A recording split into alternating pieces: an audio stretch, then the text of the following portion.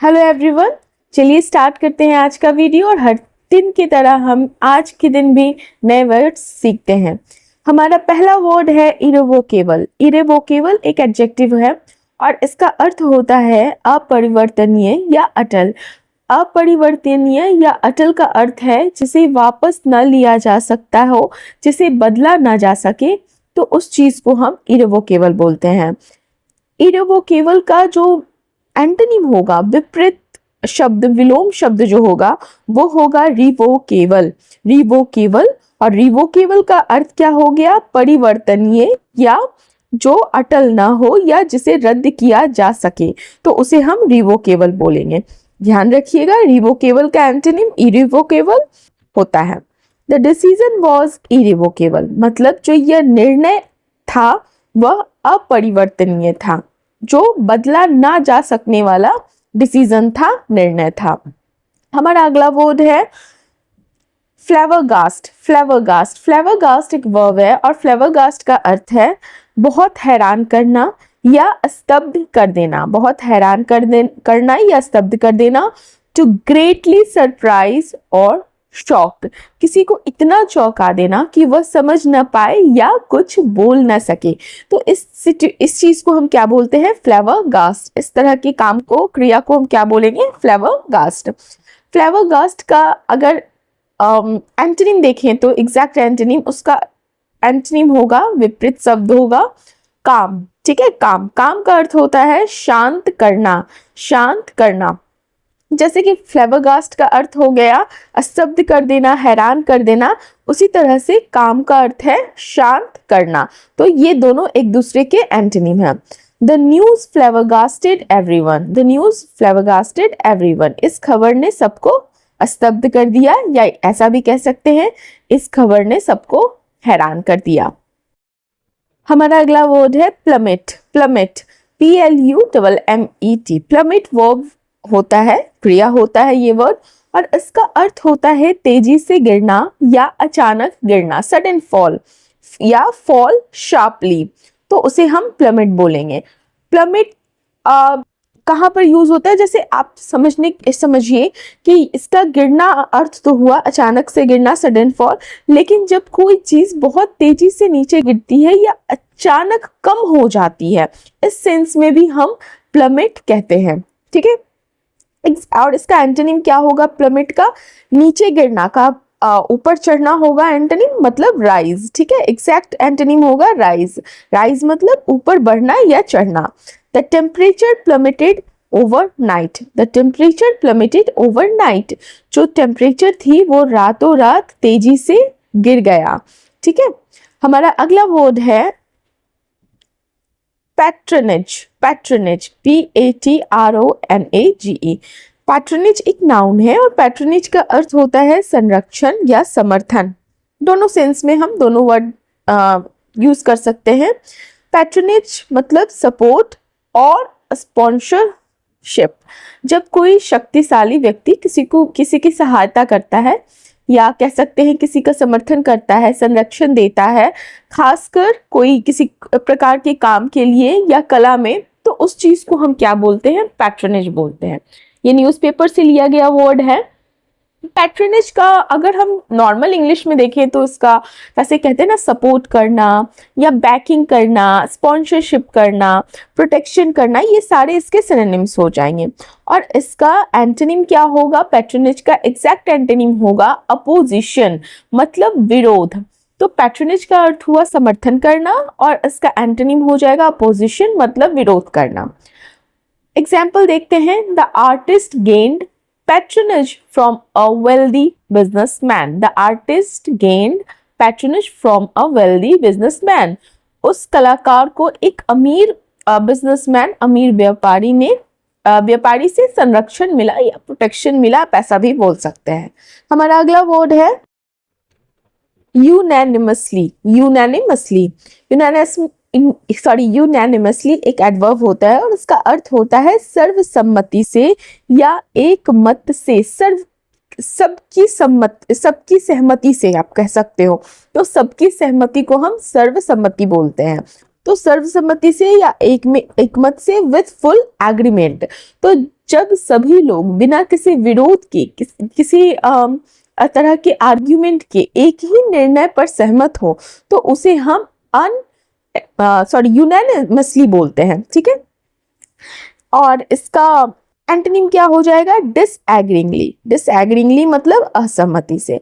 Example देखते हैं, the proposal was accepted unanimously by the committee. समिति ने प्रस्ताव को सर्वसम्मति से स्वीकार किया, मतलब जितने भी कमिटी में लोग थे उन्होंने सबने जो है अपनी सहमति जताई होगी।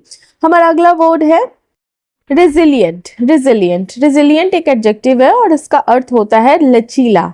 लचीला, या आप इस सेंस में भी दृढ़ के सेंस में भी यूज कर सकते हैं इस वर्ड को।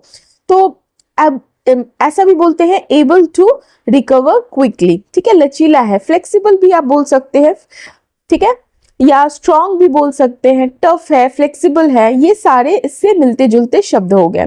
तो एबल टू रिकवर क्विकली, लचीला, फ्लेक्सिबल, ये सारे रेजिलिएंट के वर्ड सिनोनिम्स हो गए। अच्छा, रेजिलिएंट का एंटोनिम क्या होगा? मतलब एग्जैक्ट एंटोनिम इसका विपरीत शब्द होगा फ्रेजाइल।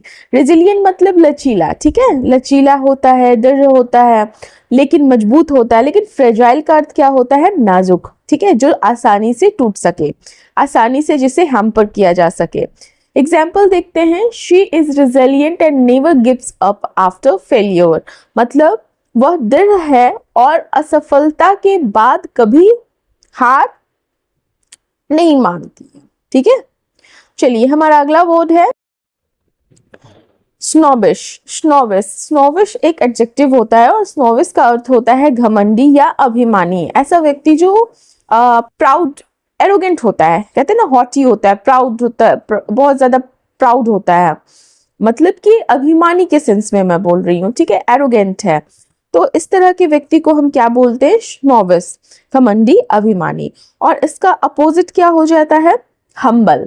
जैसे एक घमंडी इंसान का विपरीत शब्द क्या होता है? विनम्र इंसान, ठीक है। तो हम्बल इसका एंटोनिम हो गया। एग्जाम्पल देखते हैं, he has a snobbish attitude towards poor people. वह गरीब लोगों के प्रति एरोगेंट बिहेवियर, एटीट्यूड रखता है, घमंडी रवैया रखता है।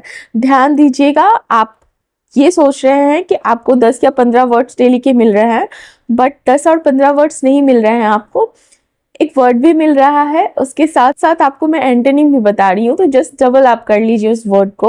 और ये सारे वर्ड जो है ना, न्यूज़पेपर वगैरह से लिए गए हैं या जो एग्जाम्स में पूछे जाते हैं, जो भी अपने इंग्लिश को अच्छा करना चाहते हैं उन सबके लिए इम्पॉर्टेंट है। ये सिर्फ एग्जाम ओरिएंटेड और जो न्यूज़पेपर पढ़ते हैं उनके लिए नहीं है, जो भी अपने वोकैबुलरी को स्ट्रॉन्ग करना चाहते हैं उन सबके लिए इस तरह की वीडियो है। तो अगर अभी तक आपने सब्सक्राइब नहीं किया और वीडियो देख रहे हैं तो जरूर से सब्सक्राइब कीजिएगा। हमारा अगला वर्ड है क्वालसम। क्वालसम एडजेक्टिव होता है और क्वालसम का अर्थ होता है झगड़ालू, लाइकली टू आर्ग्यू और फाइट, जो छोटी छोटी बातों पर भी लड़ाई या बहस करने को हमेशा तत्पर पर रहता है। और क्वालसम का अपोजिट क्या हो जाएगा? पीसफुल। पीसफुल मतलब शांत, जो शांति प्रिय व्यक्ति हो, शांति जिसे प्रिय हो, तो उसे हम पीसफुल बोलते हैं। एग्जाम्पल देखिए, he is quarrelsome and often argues with his neighbours. वो झगड़ालू है और हमेशा क्या, अपने पड़ोसियों से आर्ग्यूमेंट करता है, बहस करता है। हमारा अगला वर्ड है ऑडेशियस। ऑडेशियस वर्ड एडजेक्टिव है और इसका अर्थ होता है साहसी या दुस्साहसी भी आप बोल सकते हो। तो जो बोल्ड होता है, डेयरिंग होता है, ठीक है, जो बिना डर के जोखिम उठाए, बहुत हिम्मत दिखाकर, कभी कभी जरूरत से ज्यादा मतलब हिम्मत दिखाता है, साहस दिखाता है, तो वैसे व्यक्ति को हम क्या बोलेंगे? ऑडेशियस।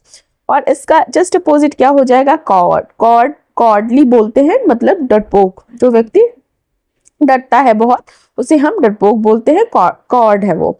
एग्जाम्पल देखते हैं, he made an audacious decision to start his own business. उसने अपना खुद का बिजनेस शुरू करने का साहसी डिसीजन लिया, साहसी निर्णय लिया।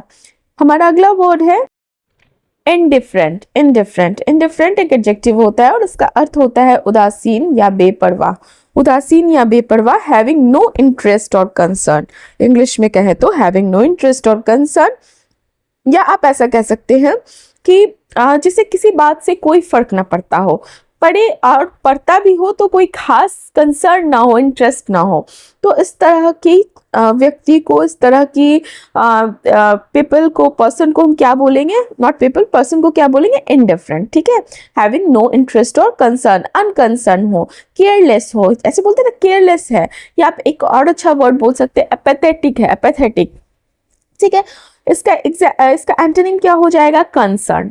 ऑब्वियसली अनकंसर्न पर्सन का ऑपोजिट हो जाएगा कंसर्न, मतलब इंडिफरेंट का अर्थ हुआ कि जो बेपरवाह हो, और वही कंसर्न पर्सन क्या होता है, जो चिंतित हो, कंसर्न हो किसी के लिए। तो ये जस्ट एग्जैक्ट एंटोनिम हो जाएगा किसका, इंडिफरेंट का। तो इंडिफरेंट का एंटोनिम हुआ कंसर्न। एग्जाम्पल देखते हैं, he remained indifferent to the criticism, वह आलोचना के प्रति उदासीन रहा, वह आलोचना के प्रति उदासीन रहा। हमारा अगला वर्ड है कॉर्डियल। कॉर्डियल, कॉर्डियल एडजेक्टिव है। कॉर्डियल का अर्थ होता है सौहार्दपूर्ण या मैत्रीपूर्ण, मतलब जो कॉर्डियल कहते हैं ना, कॉर्डियल रिलेशनशिप मतलब कि फ्रेंडली रिलेशन जिसे आप कहते हैं, ठीक है। वार्म, फ्रेंडली, जो व्यवहार में बहुत ही गर्मजोशी, दोस्ताना हो, तो उसे हम कॉर्डियल बोलेंगे। और कॉर्डियल का एंटोनिम क्या हो जाएगा, हॉस्टाइल। हॉस्टाइल का अर्थ क्या होता है, शत्रुतापूर्ण। कॉर्डियल मतलब होता है मैत्रीपूर्ण और हॉस्टाइल का अर्थ होता है शत्रुतापूर्ण। एग्जाम्पल देखते हैं, दे shared a cordial relationship with their neighbours, उनका जो है अपने नेबर्स के साथ एक कॉर्डियल रिलेशनशिप है, सौहार्दपूर्ण मतलब मैत्रीपूर्ण रिलेशनशिप है, फ्रेंडली, वार्म, फ्रेंडली रिलेशनशिप है। हमारा अगला, और ये भी बहुत अच्छा वर्ड है, ठीक है, रिगरस। रिगरस, रिगरस एक एडजेक्टिव होता है और रिगरस का अर्थ होता है कठोर, सख्त, नॉट शक्त, इट्स अ सख्त। सो कठोर और सख्त, कठोर और सख्त मतलब वेरी स्ट्रिक्ट या थॉरो, जो बहुत सख्ती से नियमों का पालन करे या बहुत मेहनत और अनुशासन की मांग करे, तो उस चीज को हम क्या बोलेंगे, रिगरस है, ठीक है, रिगरस। और इसका एंटोनिम जस्ट क्या हो जाएगा, लीनियंट। लीनियंट मतलब नरम है, हाँ, एडजस्ट, थोड़ा सा मैनेज हो जाता है। रिगरस मतलब क्या होता है, बहुत स्ट्रिक्ट है, और वही लीनियंट का मतलब होता है नरम। एग्जाम्पल देखते हैं, the school follows a rigorous training schedule, school जो है स्ट्रिक्ट स्केड्यूल फॉलो करता है, ठीक है, ट्रेनिंग के लिए। हमारा अगला वर्ड है, वर्ड्स के साथ साथ एंटोनिम भी याद रखिएगा। हमारा अगला वर्ड है जीनियल। जीनियल, GENIAL, जीनियल एक एडजेक्टिव है, ये भी एक एडजेक्टिव है, और जीनियल का अर्थ होता है मिलनसार या हंसमुख, मिलनसार या हंसमुख, फ्रेंडली है, चेयरफुल है, तो इस तरह के व्यक्ति को हम क्या बोलते हैं, जीनियल है, ठीक है, जीनियल है। और जैसे आप नॉर्मली बोलते हैं ना, आप ऐसा कैसे कहते हैं ना कि बहुत ज्यादा चेयरफुल व्यक्ति है, बहुत प्लीजेंट है, ठीक है, बहुत ज्यादा प्लीजेंट है, चेयरफुल है, फ्रेंडली है, तो इस तरह के ये सारे क्या हो जाएंगे, जीनियल के सिनोनिम्स हो जाएंगे। तो जो अपने बिहेवियर से बहुत खुश मिजाज हो और लोगों के साथ बहुत ही फ्रेंडली कॉर्डियल रिलेशनशिप रखता हो, यहाँ पे भी हम कॉर्डियल यूज कर सकते हैं, है ना। तो और इसका जीनियल का एंटोनिम क्या हो जाएगा, अनफ्रेंडली। अनफ्रेंडली मतलब अमित्रतापूर्ण। एग्जाम्पल देखते हैं, he is a genuine person who gets along with everyone, वह एक मिलनसार व्यक्ति है जो सभी के साथ अच्छी तरह घुल मिल जाता हो। तो ये आज का हमारा लास्ट वर्ड था। एक दिन के वीडियो से अगर आप 2 वर्ड भी याद रख पाते हैं ना, तो आप बहुत अच्छा कर रहे हैं, ठीक है। सारे वर्ड्स याद रखने की जरूरत नहीं है, आप डेली देखते जाइए, सीखते जाइए, आपके सबकॉन्शियस माइंड में फीड होता जाएगा। So thank you for watching.